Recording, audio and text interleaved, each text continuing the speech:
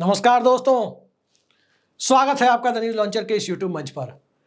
दोस्तों, महाराष्ट्र चुनाव के लिए अब प्रचार अभियान अंतिम दौर में पहुंच रहा है, अंतिम सप्ताह में प्रवेश कर रहा है और महज 13, 14, 15, 16, 17 और 18 नवंबर ये 6 दिन बचे हुए हैं आज से।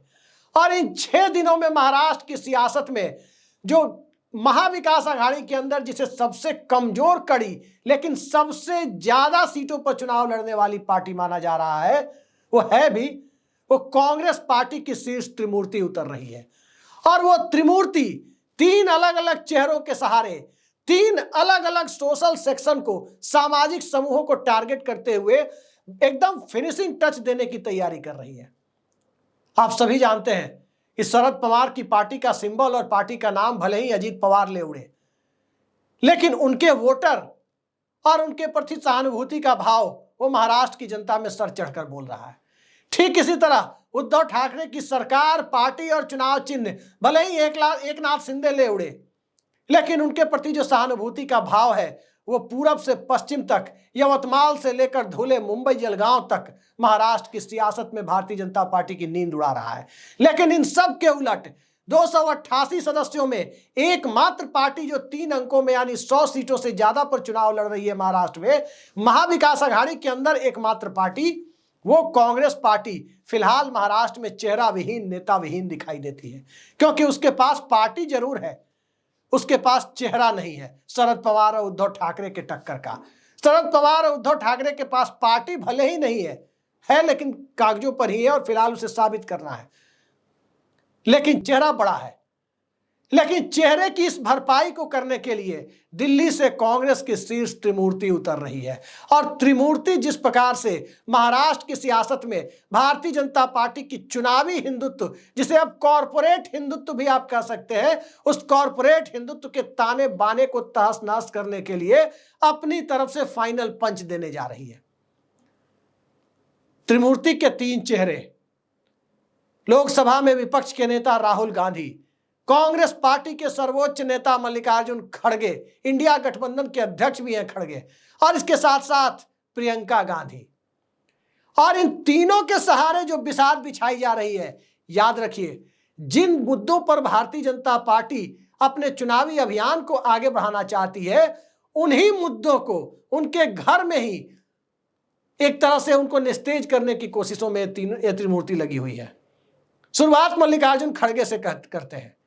ये आपने नारा सुना होगा, एक रहेंगे तो सेफ रहेंगे, बटेंगे तो कटेंगे, या देवेंद्र फडणवीस कहां, औरंगजेब और क्या क्या चीजें जो बोल रहे हैं, उन सारे मुद्दों की काट के लिए मल्लिकार्जुन खड़गे को लाया जा रहा है।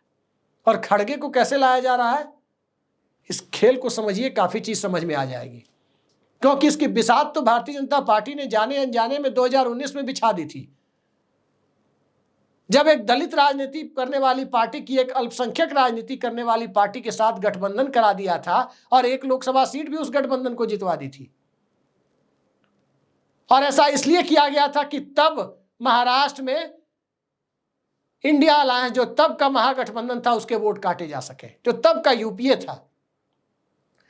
दरअसल उसी गठबंधन को, उसी सामाजिक गठबंधन को नई धार देने के लिए मल्लिकार्जुन खड़गे खुद कमान संभाल रहे हैं। और खड़गे के साथ जो मुद्दे होंगे, जो चेहरे होंगे, वो बटेंगे तो कटेंगे और एक रहेंगे तो सेफ रहेंगे जैसी बातों की काट के लिए एक दलित चेहरा, जो प्रधानमंत्री बनते बनते फिलहाल चूक गया, लेकिन 23 नवंबर के बाद हालात बदले तो कभी भी प्रधानमंत्री पद तक पहुंच सकता है, वो चेहरा महाराष्ट्र की राजनीति में छत्रपति साहू जी महाराज का नाम लेकर, उनकी राजनीति के सहारे सांप्रदायिकता की राजनीति को काटने की कवायद में समाज सुधार की प्रक्रिया को साथ में जोड़कर, उस लेगेसी को जोड़कर आगे बढ़ने की कोशिश कर रहा है।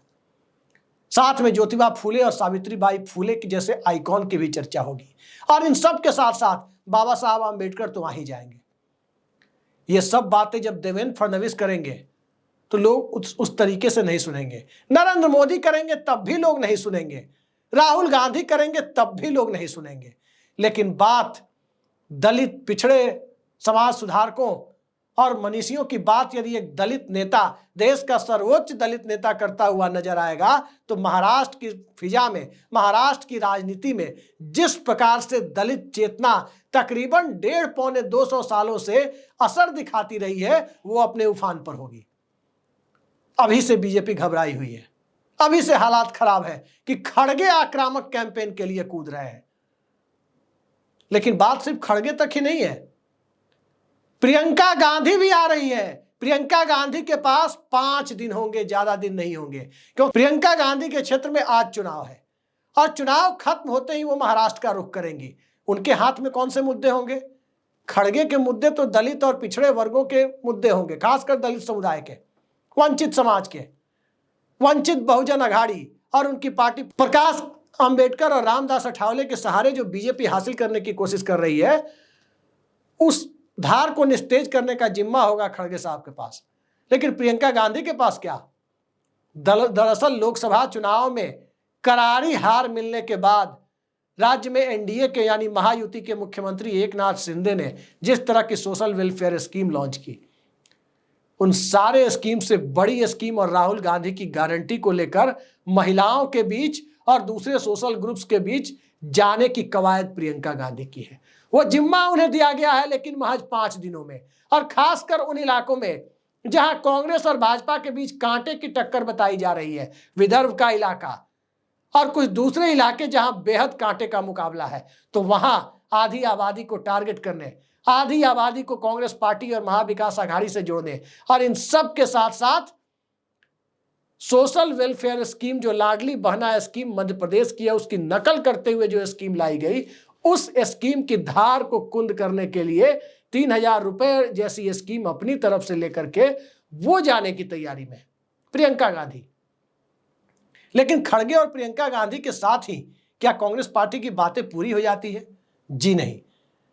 दरअसल भारतीय जनता पार्टी की जो सबसे बड़ी ताकत है, सबसे बड़ा आधार वोट है महाराष्ट्र में, वो आधार वोट है अन्य पिछड़े वर्गों का, ओबीसी वर्ग का। क्योंकि महाराष्ट्र में मराठा सियासत तो मोटे तौर पर शरद पवार कांग्रेस के साथ रही है, दलित राजनीति में अलग अलग पार्टियां रही हैं और वो पार्टियों का वोट कम हुआ क्योंकि खड़गे जी का चेहरा लगा हुआ है, वो कांग्रेस की तरफ शिफ्ट हो रहे हैं। और इन सब के बीच अब भी जो भारतीय जनता पार्टी का आधार वोट है वो है कौन? राज्य में 3% के करीब माने जाने वाले ब्राह्मण मतदाता और बड़ी संख्या में जो ओबीसी मतदाता है वो मतदाता। स्वाभाविक है कि ओबीसी वर्ग के बीच पूरे देश में जाति जनगणना, आरक्षण के कैप को बढ़ाया जाना, 50% के कैप को तोड़ना, ये सब बड़ा मुद्दा बना हुआ है। और इन मुद्दों के सहारे सियासत कौन करेगा? जो नीतीश कुमार के हाथ से जाति जनगणना के मुद्दे को लेकर पूरे देश में अपने हाथ में लेकर निकल गए। बिहार ने शुरुआत की, लेकिन जो नीतीश कुमार ब्रांड एम्बेसडर बन सकते थे, उन्होंने एन मौके पर बिहार में विपक्ष परिवर्तन करा दिया। नतीजा यह हुआ कि वो पूरी की पूरी जाति गणना और सामाजिक न्याय की राजनीति की कमान राहुल गांधी के पास चली गई। तो जब राहुल गांधी के पास ये कमान चली ही गई, वो पूरे देश में जिसकी जितनी संख्या भारी उसकी उतनी हिस्सेदारी की बात कर रहे हैं। मराठा समुदाय भी अलग से आरक्षण की मांग कर रहा है। ये सारे मुद्दों को लेकर, पिछड़े वर्गों के मुद्दों को लेकर जिस प्रकार से नागपुर में राहुल गांधी ने सम्मेलन किया, उस सम्मेलन में हिस्सेदारी की, वहां जाकर ये सारे मुद्दे उठाए, जाति गणना कराने, डिस्पैरिटी यानी कि विषमता को खत्म करने की बातें जो कर रहे थे या कम करने की बातें कर रहे थे। भारतीय जनता पार्टी 10 सालों की डबल इंजन की सरकार में ये कर नहीं पाई। दिल्ली में 10 साल तो महाराष्ट्र में भी 7.5 साल। और जब ये कर पाने की स्थिति में भारतीय जनता पार्टी नहीं है, तो हम आएंगे फिर तो करेंगे। ये बीजेपी के लिए इस बार के चुनाव में ये मुद्दा बहुत ज्यादा अपील करता हुआ दिखाई नहीं देता। और जब ये अपील नहीं करता तो चेहरा तो देवेंद्र फडणवीस है, चेहरा तो एकनाथ शिंदे है, चेहरा तो अजीत पवार है। महायुति के तीनों चेहरे यही हैं और तीनों में से कोई ओबीसी नहीं है।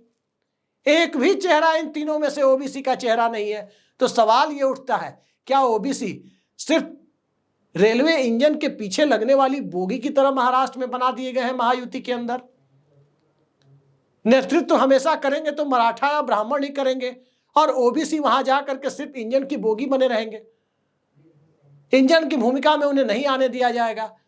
ये सारी बातें जब राहुल गांधी करेंगे और पूरी तरह से उस समय देने के लिए तैयार बैठे हुए हैं महाराष्ट्र में, तो मत भूलिए कि कॉरपोरेट वार जो चल रहा है, जिस प्रकार का खुलासा अडानी के बारे में अजीत पवार ने किया है, ये सारी परिस्थितियां उस दिशा में लेकर जाती है कि ओबीसी का आंदोलन दरअसल मराठों के विरोध में नहीं, मराठा वोटों के साथ, चूंकि उनका कोटा अलग से निर्धारित होना है, इसके लिए भी 50% का कैप बढ़ाया जाना है।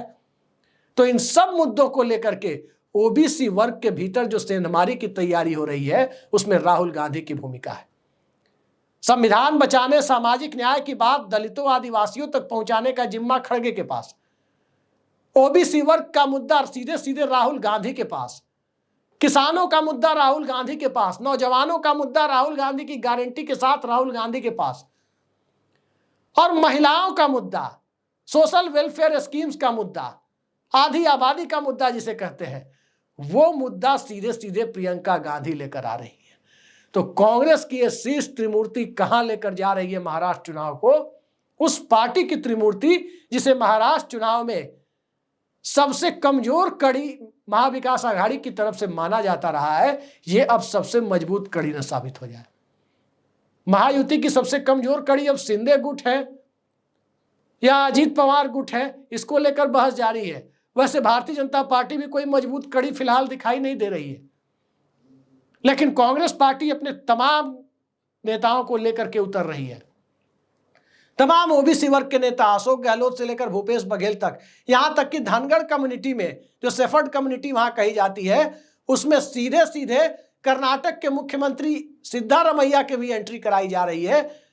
तो ये समझने के लिए काफी है कि सामाजिक संतुलन को साधने में कांग्रेस पार्टी अपनी तरफ से कितना बड़ा योगदान देने की कोशिश कर रही है।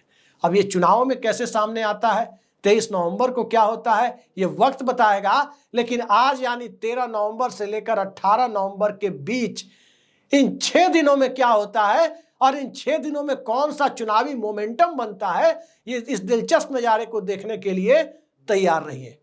आज के लिए इतना ही। नमस्कार।